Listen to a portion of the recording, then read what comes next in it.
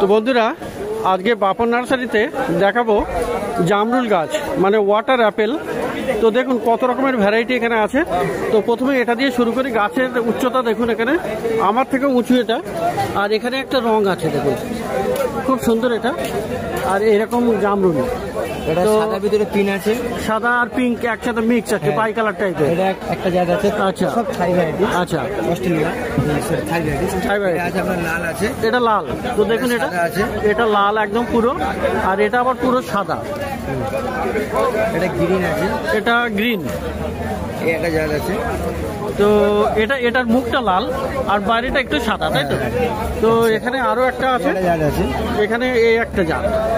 তো এই ধরনের কটা হলো 5 থেকে 6 রকমের জামরুল গাছ, 6 রকমের জামরুল গাছ আপনি পেয়ে যাচ্ছেন বাপন নার্সারিতে, ডি ব্লকের অপোজিটে।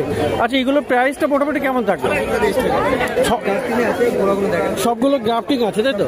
পুরোনো গাছ আছে, পুরোনো। তো দেখুন পুরানো গাছ, আর এখানে কিন্তু এটা গ্রাফটিং করা। এই ধরনের এগুলো গ্রাফটিং পোর্শন আছে, এসব গ্রাফটিং হবে এগুলো। তো গ্রাফটিং বলেই এত তাড়াতাড়ি মধ্যে ফুল হবে, 12 মাস হবে। আর 12 মাস হবে, তাই তো? তো ওয়াটার অ্যাপেল গ্রাফটেড, বেশ বড় সাইজের গাছ বাপন নার্সারিতে। তো 600 টাকা স্টার্টিং প্রাইস।